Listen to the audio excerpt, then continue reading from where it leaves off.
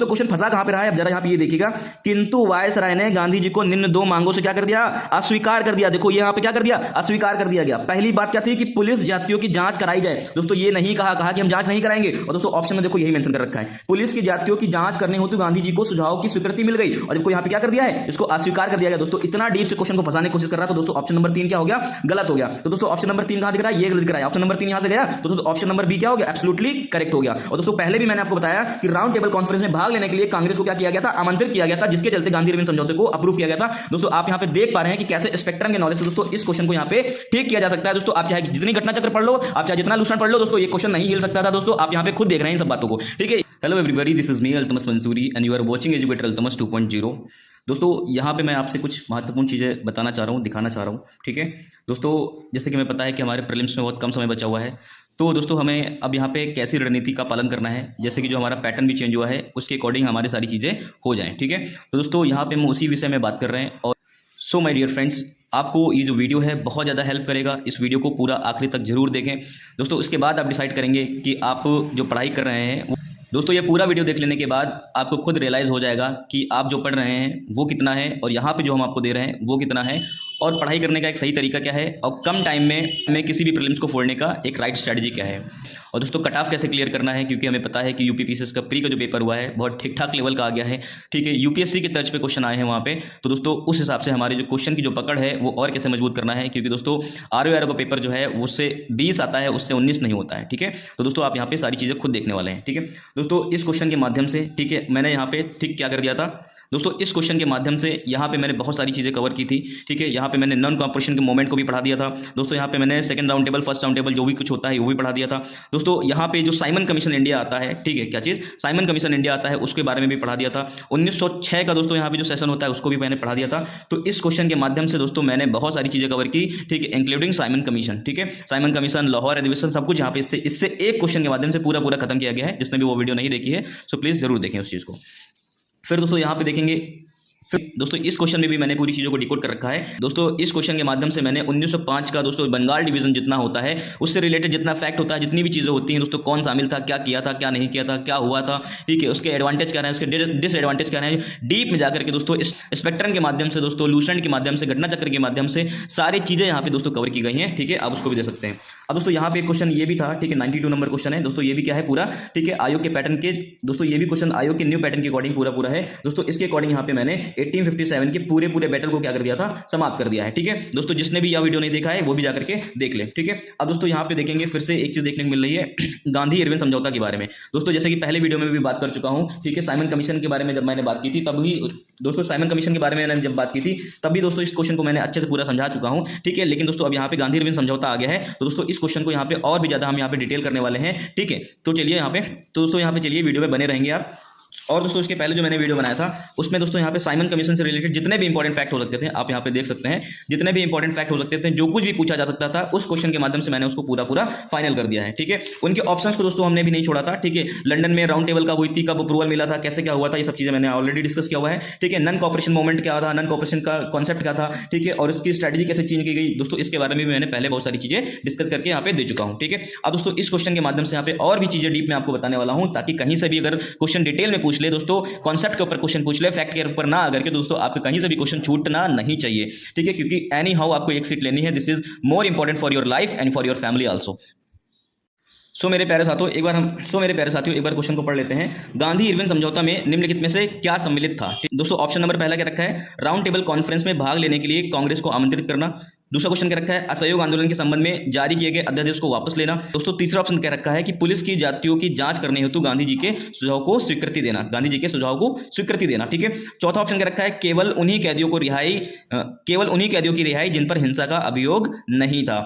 दोस्तों फिर उसके बाद यहाँ पे केवल 1 2 4 3 2 3 4 दोस्तों इस टाइप का ऑप्शन दे रखा है। तो दोस्तों इस टाइप के क्वेश्चन को पहले करने के लिए हमें थोड़ा सा कॉन्सेप्ट समझना आवश्यक है।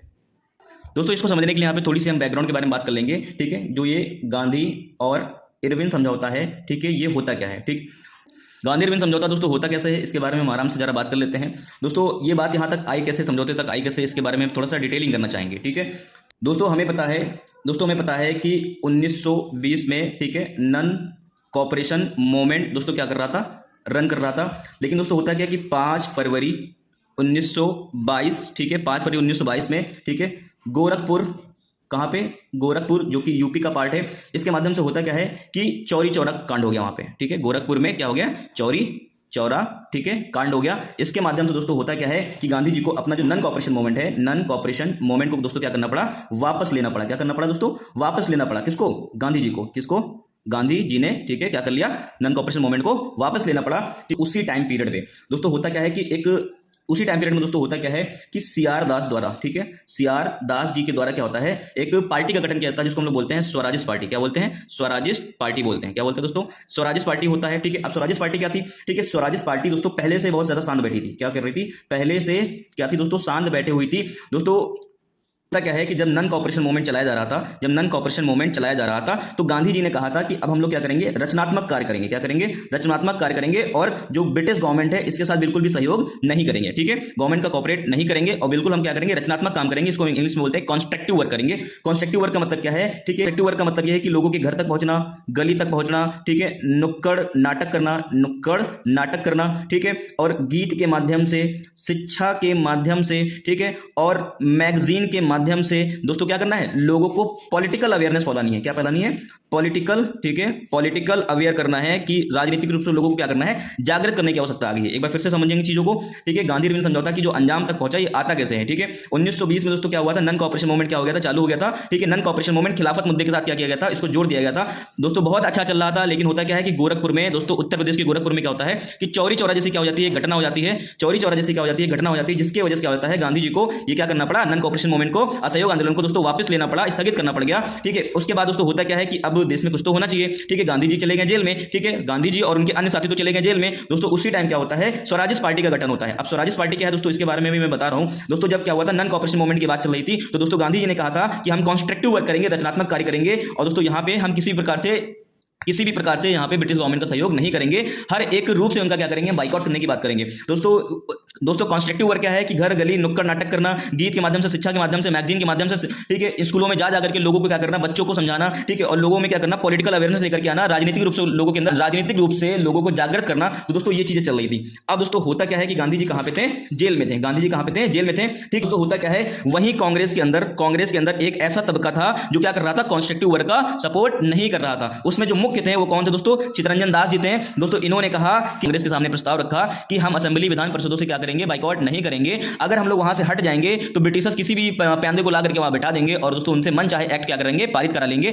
अप्रूवल मिल जाएगा उनको, क्योंकि वोटिंग करनी होती है जैसे कि अभी पार्लियामेंट में होती है। तो दोस्तों हुआ क्या कि सीआर दास जी क्या कर रहे थे, इसका विरोध कर रहे थे। सीआर दास जी के साथ में कुछ अन्य लोग भी थे, ठीक है, जिसमें मोतीलाल नेहरू भी क्या है, शामिल हैं, ठीक है। अब होता क्या है कि दोस्तों होता क्या है कि इंडियन नेशनल कांग्रेस ने इनको यहां पे समझा ले गए कि भैया ऐसा ना करें, नहीं तो लोगों में यह मैसेज जाएगा कि इंडियन नेशनल कांग्रेस के कुछ लोग ब्रिटिशर्स के साथ जाकर के पार्लियामेंट में बैठे हुए हैं और कुछ लोग यहां ग्राउंड पे आकर के काम कर रहे हैं, तो इस विश्वास को लेकर के मतभेद पैदा हो जाएगा। तो इन्होंने कहा पूरी तरीके से क्या कर लो, बाइकआउट कर लो। और जबकि सीआर दास जी का भी कहना सही था, दोनों ही लोग अपने अपने पॉइंट ऑफ व्यू पे क्या थे, सही थे, ठीक है। तो दोस्तों होता क्या है, उसके बाद सीआर दास जी दोस्तों उस टाइम तो शांत हो जाते हैं, स्वराजिस्ट पार्टी का गठन नहीं किया गया, ठीक है। तो उसके बाद जैसे ही नन कॉपरेशन मूवमेंट दोस्तों नन कॉपरेशन मूवमेंट जैसे ही वापस ले लेते हैं गांधी जी, तुरंत उसके बाद क्या होता है, स्वराजिस्ट पार्टी का दोस्तों क्या होता है, गठन कर दिया जाता है। उसके जो हेड थे वो सीआर दास जी थे, उसके जो सचिव थे वो मोतीलाल नेहरू थे, ठीक है। स्वराजिस्ट पार्टी, इसके जो हेड थे, जान कर लेना, इनके जो हेड थे वो कौन थे, सीआर दास थे, और जो सचिव थे, ठीक है, सचिव की अगर बात कर लूं मैं, सचिव कौन थे, मोतीलाल नेहरू थे। कौन थे दोस्तों, मोतीलाल नेहरू थे दोस्तों। इस चीज को आप यहां पे ध्यान रखेंगे। अब दोस्तों होता क्या है कि भाई देश में चुनाव कराए गए, ठीक है। फिर मेरे प्यारे साथियों, ठीक है, जो स्वराजिस्ट पार्टी थी, जो स्वराजिस्ट, ठीक है, पार्टी थी, उसने दोस्तों बहुत अच्छा प्रदर्शन किया। और 1925 में, ठीक है, 1925 में विट्ठल भाई पटेल, क्या, विट्ठल भाई पटेल क्या बन जाते हैं, सेंट्रल लेजिस्लेटिव असेंबली, क्या, सेंट्रल लेजिस्लेटिव असेंबली के, ठीक है, सेंट्रल केंद्रीय विधान परिषद, ठीक है, जिसको हम लोग बोलते हैं केंद्रीय विधान परिषद, उसके क्या बन जाते हैं, अध्यक्ष बन जाते हैं। क्या बन जाते हैं दोस्तों, अध्यक्ष बन जाते हैं, ठीक है। स्वराजिस्ट पार्टी ने बहुत अच्छा प्रदर्शन किया, ठीक है। उसके बाद क्या होता है, सेंट्रल लेजिस्लेटिव असेंबली के क्या बन जाते हैं, विट्ठल भाई पटेल हेड बन जाते हैं, ठीक है। होता क्या है कि जब स्वराजिस्ट पार्टी ने बढ़िया परफॉर्मेंस किया तो 1924 में दोस्तों होता क्या है कि गांधी जी ने बेलगांव सेशन किया, ठीक है, बेलगांव सेशन किया। और वहां से क्या किया दोस्तों, उन्होंने स्वराज पार्टी की क्या कर दी, स्वराज पार्टी की क्या की, बहुत ज्यादा सराहना की, ठीक है, बहुत ज्यादा क्या किया, अप्रिशिएट किया, और दोस्तों जाकर के बहुत सारी तारीफ की उनकी, ठीक है, कि जो स्वराज पार्टी है वो उम्मीद से बहुत ज्यादा अच्छा परफॉर्मेंस कर रही है, ठीक है। तो स्वराज पार्टी दोस्तों बहुत बढ़िया किया, ठीक है। और ये दोस्तों गांधी जी का पहला और आखिरी सेशन था, क्वेश्चन इसके ऊपर भी पूछा जा चुका है, ठीक है, तो आप इसमें कंफ्यूज नहीं होंगे, ठीक है। तो गांधी जी क्या करें, बेलगांव सेशन को क्या करते हैं, पहली बार लीड करते हैं, ठीक है, क्या करते हैं, पहली बार गांधी जी क्या करते हैं, लीड करते हैं 1924 का बेलगांव सेशन। और इसी सेशन से दोस्तों क्या हुआ था, स्वराज पार्टी की क्या की थी, बहुत ज्यादा तारीफ की थी, ठीक है, कि स्वराज पार्टी बहुत अच्छा कर रही है, और स्वराज पार्टी को दोस्तों गांधी जी ने अपना समर्थन भी दिया था। लेकिन दोस्तों होता क्या है कि आगे जाकर के जो दूसरी बार जो चुनाव होता है, जो सेकंड राउंड का जो क्या होता है, इलेक्शन होता है, उसमें क्या होता है कि भैया इनका जो परफॉर्मेंस था वो क्या हो गया, पहले से खराब हो गया, ठीक है। इस बार उतनी मेजोरिटी में सीटें नहीं मिली दोस्तों, इस बार स्वराज पार्टी ने अच्छा परफॉर्मेंस नहीं किया। दूसरी चीज दोस्तों और क्या होता है कि सीआर दास की दोस्तों क्या हो जाती है, मृत्यु हो जाती है, ठीक है, सीआर दास जी की क्या हो जाती है, डेथ हो जाती है। तो दोस्तों अब स्वराज पार्टी के अंदर भी क्या हो गए, ठीक है, बहुत सारे ग्रुप आपस में बंटने लग गए, ठीक है, उनके अंदर भी क्या हो गई, लड़ाई पैदा हो गई, ठीक है। उसमें लाला लाजपत राय, ठीक है, कौन थे, लाला लाजपत राय, ठीक है, मदन मोहन मालवीय जी, ठीक है, ये एक ग्रुप बन गया। और उधर क्या हो गया, मोतीलाल नेहरू, ठीक है, मोतीलाल नेहरू, ठीक है, ये दूसरा ग्रुप बन गया, ठीक है, मोतीलाल नेहरू, ठीक है, लिखे दे रहा हूं मैं, मोतीलाल नेहरू क्या बन जाता है, ये दूसरा ग्रुप बन जाता है। अब दोस्तों होता क्या है कि इनके बीच में आपस में मतैक्य उत्पन्न हो गया हिंदू मुस्लिम लीग को लेकर के दोस्तों।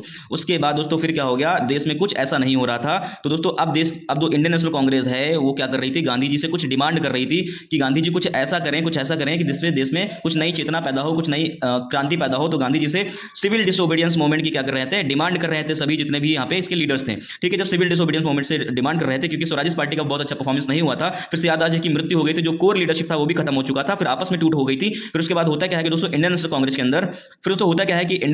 अंदर दोस्तों दोस्तों डिमांड उठ गई गांधी जी से कि आप कुछ ऐसा करें, ठीक है, जिससे जाकर के देश को आजादी की ओर अग्रसर होना पड़े, ठीक है। तो उसी टाइम दोस्तों गांधी जी को एक मुद्दा समझ में आता है, गांधी जी बहुत दिन से रिसर्च कर रहे थे कि किस मुद्दे पर बात उठाई जाए। तो दोस्तों वहां पे सॉल्ट का एक बात समझ में आती है, सॉल्ट के बारे में कुछ समझ में आता है। सॉल्ट के बारे में दोस्तों गांधी जी को समझ में आया कि सॉल्ट के ऊपर जो टैक्सेस ब्रिटिश गवर्नमेंट ने इंपोज कर रखे हैं वो ऑलमोस्ट 65% है, जो कि अमानवीय है, इनह्यूमन काम है कि एक नमक के ऊपर भी इतना ज्यादा टैक्स लगाया है। तो गांधी जी ने इरविन को क्या कर दिया दोस्तों, यहाँ पे गांधी जी ने इरविन को क्या कर दिया, एक लेटर लिख दिया कि आप इसके ऊपर से क्या कर लें, टैक्सेस हटा लें, नहीं तो हम जाकर के इसके ऊपर कोई बड़ा एक्शन लेंगे और हम सिविल डिसोबीडियंस मूवमेंट, सविनय अवज्ञा आंदोलन क्या कर देंगे, लॉन्च कर देंगे। तो दोस्तों जब ये बात हो गई और इरविन ने उनका कोई भी लेटर का जवाब नहीं दिया, फिर दोस्तों गांधी जी ने एक टाइम पीरियड भी दे रखा था कि इतने टाइम के अंदर आप मेरा रिप्लाई नहीं करेंगे तो हम यहाँ पे सिविल डिसोबीडियंस मूवमेंट लॉन्च कर देंगे। इरविन ने जवाब नहीं दिया तो दोस्तों गांधी जी ने क्या कर दिया, सॉल्ट मार्च क्या कर दिया, स्टार्ट कर दिया।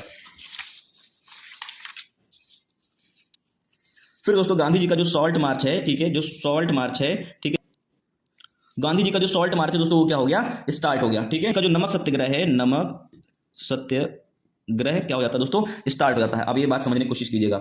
अब गांधी जी का जब नमक सत्याग्रह स्टार्ट हो गया तो दोस्तों होने क्या लग गया कि गांधी जी डांडी पहुंचते हैं दोस्तों, अपने 78 सपोर्टर्स के साथ में क्या हो जाते हैं, गांधी जी वहां पे डांडी के तट पे पहुंचते हैं दोस्तों। 12 मार्च से स्टार्ट होता है, 6 अप्रैल को दोस्तों वहां पे ट्रैवल करते हुए पहुंच जाते हैं दोस्तों। गांधी जी जिस रास्ते पे जा रहे हैं तो दोस्तों वहां पे व्हाइट कपड़े पहने हुए लोगों ने उनको ज्वाइन करते जा रहे थे रास्ते में, और बहुत ज्यादा संख्या हो गई थी। तो दोस्तों इसको व्हाइट फ्लोइंग रिवर के नाम से भी जाना जाता है, सफेद बहने वाली नदी के रूप में जाना जाता है, क्योंकि सभी ने सफेद वस्त्र धारण कर रखे थे, ठीक है। ये भी फैक्ट आपको पता होना चाहिए कि व्हाइट फ्लोइंग रिवर किससे रिलेटेड है, तो it is also the part of the Dandi march, ठीक है दोस्तों। ये चीज हो गई। अब उसके बाद होता क्या है कि वहां पे अब दोस्तों ये बात जैसे इरविन को पता चलती है कि गांधी जी ने सिविल डिसोबीडियंस मूवमेंट लॉन्च कर दिया है, तो इरविन क्या करते हैं, इसको दोस्तों यहाँ पे पैसिव रेजिस्टेंस करते हैं दोस्तों, इसके ऊपर बहुत ताबड़तोड़ एक्शन लेते हैं दोस्तों, ब्रूटली क्या कर देते हैं, इसको दबाने की कोशिश कर देते हैं, ठीक है, और सॉल्ट सत्याग्रह को दबाने की कोशिश कर देते हैं। और दोस्तों लोग रास्ते में गिरफ्तार होते जा रहे थे और लोग इसको ज्वाइन करते जा रहे थे। इस तरह दोस्तों यहाँ पे धरासाना सॉल्ट सत्याग्रह भी होता है दोस्तों। मैंने ये भी बताया था कि धरासाना सॉल्ट सत्याग्रह को दोस्तों एक अमेरिकन रिपोर्टर था जिसका नाम था वेब मिलर, उसने पूरी रिपोर्टिंग की थी। इसकी ये भी क्वेश्चन पूछा जा चुका है पीसीएस के प्री में, ठीक है दोस्तों। अभी सारे फैक्ट दिमाग में रखेंगे। उसके बाद दोस्तों अब क्या होता है कि सभी लोग को उठा करके जेल में डाल दिया गया, ठीक है। गांधी जी को समेट करके गांधी जी सहित दोस्तों बहुत सारे लोगों को उठाकर कहां डाल दिया गया, जेल में डाल दिया गया। अब कांग्रेस के जितने भी बड़े दिग्गज नेता थे वो कहां पे थे, जेल में थे दोस्तों। अब इंडियन नेशनल कांग्रेस दोस्तों खाली पड़ी हुई थी। उसी ड्यूरेशन में दोस्तों होता क्या है कि फर्स्ट राउंड टेबल दोस्तों लंदन में आयोजित की जाती है। अब दोस्तों इंडियन नेशनल कांग्रेस की तरफ से कोई भी नहीं गया, और दोस्तों इंडियन नेशनल कांग्रेस की तरफ से कोई भी नहीं गया, क्योंकि सभी लोग कहां पे थे, जेल में थे। कहां पे थे दोस्तों, जेल में थे। अब यहां पे जब तक ये छोड़ेंगे नहीं दोस्तों इनको, तब तक जाकर के ये सेकंड राउंड टेबल में शामिल नहीं होंगे। सभी लोग जेल में थे तो दोस्तों फर्स्ट राउंड टेबल तो ऑलमोस्ट क्या हो जाती है, खराब हो जाती है, क्योंकि इस देश के ऊपर क्योंकि दोस्तों इस देश को जो सबसे बड़ी पार्टी लीड कर रही थी वो कौन थी? इंडियन नेशनल कांग्रेस था। उसका एक भी व्यक्ति वहां पे उपस्थित नहीं था। तो दोस्तों ऑब्वियस सी बात है कि फर्स्ट राउंड टेबल का कोई मतलब नहीं होगा, क्योंकि फर्स्ट राउंड टेबल के बाद जो लॉ बनाने वाले थे दोस्तों वो बहुत ज्यादा महत्वपूर्ण था और बगैर इंडियन नेशनल कांग्रेस के वो चीज पॉसिबल नहीं थी। तो दोस्तों इसके चलते दोस्तों क्या हुआ, वहां के जो प्रधानमंत्री थे एमजे मैकडोनल्ड, उन्होंने इरविन से बातचीत की और कहा कि जितने भी इंडियन नेशनल कांग्रेस के जो लीडर्स हैं उनको क्या किया जाए, रिहा करा जाए और उनको सेकंड राउंड टेबल में लाने के लिए राजी किया जाए। दोस्तों इसी को लेकर के दोस्तों क्या हो जाता है, गांधी इरविन समझौता होता है। क्या होता है दोस्तों? गांधी इरविन समझौता बोला जाता है। अब समझ में आया होगा आपको कि गांधी इरविन समझौता किससे रिलेटेड है और क्या चीजें हैं, और इसके बीच में आपने बहुत सारे फैक्ट भी यहाँ पे जाने होंगे। तो दोस्तों गांधी इरविन समझौता कब हुआ था दोस्तों? फर्स्ट राउंड टेबल के बाद में हुआ था, क्योंकि सेकंड राउंड टेबल में इरविन को टास्क मिला हुआ था कि इनको यहाँ पर लेकर के आया जाए। ठीक है, फर्स्ट राउंड टेबल में दोस्तों बाबा साहब भीमराव अम्बेडकर उपस्थित थे। तो होता क्या है, गांधी जी की अरविंद से बातचीत होती है। तो इस फैक्ट को हम थोड़ा सा स्पेक्ट्रम से पढ़ने की कोशिश करेंगे। ठीक है, स्पेक्ट्रम बुक का यहाँ पे यूज करेंगे ताकि आपकी कोई भी फैक्ट कॉन्सेप्ट वाइज रह ना जाए। दोस्तों यहाँ पे देखेंगे कि गांधी इरविन समझौता है 25 जनवरी 1931 को गांधी जी को तथा कांग्रेस के अन्य साथियों के तथा कांग्रेस के अन्य सभी प्रमुख नेताओं को बिना शर्त पे क्या किया गया था, कारावास से रिहा कर दिया गया था। एक चीज अपना ध्यान रखिएगा कि यहाँ पे क्या वर्ड लिखा हुआ, बिना शर्त के, क्या लिखा गया है, बिना शर्त के रिहा किया गया था। ठीक है, उसके बाद दोस्तों होता क्या है, तत्पश्चात 19 फरवरी 1931 को गांधी जी ने भारत के तत्कालीन वायसराय लॉर्ड इरविन से भेंट किया। ठीक है, क्या किया, बातचीत की, और उनकी बातचीत 15 दिनों तक चली। दोस्तों कितने दिन तक चली, यहां पे ये फैक्ट आप भूलिएगा नहीं, 15 दिन तक की चली। ठीक है, इसके परिणाम स्वरूप 5 मार्च 1931 को एक समझौता हुआ। कितने दिन की बातचीत की बात होता है दोस्तों? 15 दिन की बातचीत के बाद 5 मार्च 1931 को क्या हो जाता है, एक अंडरस्टैंडिंग, म्यूचुअल अंडरस्टैंडिंग की गई, एक समझौता कर लिया गया। वो समझौते क्या है दोस्तों, यहां पे थोड़ा सा हम इनको डिस्कस करेंगे। हिंसात्मक अपराधियों के अतिरिक्त सभी राजनीतिक कैदियों को छोड़ दिया जाएगा। क्या कर दिया जाएगा, हिंसात्मक अपराधियों के अतिरिक्त। ठीक है, जो लोग हिंसा में शामिल नहीं थे उनके अतिरिक्त जो भी यहां पे लीडर्स थे उनको क्या कर दिया जाएगा, छोड़ दिया जाएगा। ठीक है, तो दोस्तों मेरे प्यारे साथियों, ठीक है, अब यहां पे क्या है, अब मेरे प्यारे साथियों ऑप्शन नंबर 4 क्या रखा है, केवल उन्हीं कैदियों की रिहाई होगी जो हिंसा का अभियोग नहीं थे। तो दोस्तों ऑप्शन नंबर 4 क्या हो गया, करेक्ट हो गया। अब दोस्तों ऑप्शन नंबर 4 करेक्ट हो गया, तो दोस्तों ये भी सही हो सकता है, ये भी सही हो सकता है, और ये दो ऑप्शन तो क्या हो गए, बिल्कुल गलत हो गए। अब दोस्तों और चीज हम लोग पढ़ते हैं, अपहरण की संपत्ति वापस कर दी जाएगी। अपहरण की संपत्ति वापस कर दी जाएगी, दोस्तों एक ये पॉइंट हो गया। विभिन्न प्रकार के जुर्मानों की वसूली को स्थगित कर दिया जाएगा, एक ये पॉइंट हो गया। सरकारी सेवाओं से त्यागपत्र दे चुके भारतीयों के मसले पर सहानुभूतिपूर्वक विचार विमर्श किया जाएगा। ठीक है, लोगों ने क्या किया था, सरकारी सेवाओं से त्यागपत्र दे दिया था, रिजाइन कर दिया था। ठीक है, तो उनके ऊपर क्या होगा, सहानुभूतिपूर्वक विचार विमर्श किया जाएगा। ठीक है, समुद्र तट पर निश्चित सीमा के भीतर नमक तैयार करने की अनुमति भी दे दी गई। मदिरा, अफीम, विदेशी वस्तुओं की दुकानों पर सम्मुख शांतिपूर्वक विरोध प्रदर्शन की आज्ञा भी दे दी गई। दोस्तों आपातकालीन अध्यादेश को वापस ले लिया जाएगा, जो वहां पे इमरजेंसी के टाइम पीरियड में ऑर्डिनेंस जारी कर दिया था उसको भी क्या कर लेंगे, ये वापस ले लेंगे। दोस्तों ये सारी चीजें आपको समझ में आ रही हैं। ठीक है दोस्तों, एक पॉइंट यहाँ पे और नोटिस करने वाली है, पुलिस जातियों की जांच कराई जाए। क्या कराई जाए, पुलिस जातियों की जांच कराई जाए। दोस्तों क्वेश्चन फंसा कहां से रहा है, जरा यहां पे ये देखिएगा। दोस्तों क्वेश्चन फंसा कहां पे रहा है, जरा यहां पे ये देखिएगा। किंतु वायसराय ने गांधी जी को निम्न 2 मांगों से क्या कर दिया, अस्वीकार कर दिया। देखो यहां पे क्या कर दिया, अस्वीकार कर दिया गया। पहली बात क्या थी कि पुलिस जातियों की जांच कराई जाए। दोस्तों ये नहीं कहा कि हम जांच नहीं कराएंगे, और दोस्तों ऑप्शन में देखो यही मेंशन कर रखा है, पुलिस की जातियों की जांच करने हेतु गांधी जी को सुझाव की स्वीकृति मिल गई, और देखो यहां पे क्या कर दिया है, इसको अस्वीकार कर दिया गया। दोस्तों इतना डीप से क्वेश्चन को फंसाने की कोशिश कर रहा है, तो दोस्तों ऑप्शन नंबर 3 क्या हो गया, गलत हो गया। तो दोस्तों ऑप्शन नंबर 3 कहां दिख रहा है, ये गलत दिख रहा है। ऑप्शन नंबर 3 यहां से गया, तो दोस्तों ऑप्शन नंबर बी क्या हो गया, एब्सोल्युटली करेक्ट हो गया। और दोस्तों पहले भी मैंने आपको बताया कि राउंड टेबल कॉन्फ्रेंस में भाग लेने के लिए कांग्रेस को क्या किया गया था, आमंत्रित किया गया था, जिसके चलते गांधी इरविन समझौते को अप्रूव किया गया था। दोस्तों आप यहां पे देख पा रहे हैं कि कैसे स्पेक्ट्रम के नॉलेज से दोस्तों इस क्वेश्चन को यहां पे ठीक किया जा सकता है। दोस्तों आप चाहे जितनी घटना चक्र पढ़ लो, आप चाहे जितना लूशन पढ़ लो, दोस्तों ये क्वेश्चन नहीं हिल सकता था। दोस्तों आप यहां पे खुद देख रहे हैं इन सब बातों को। ठीक है, ये चीज मैंने आपको यहां पे बता दिया गया है।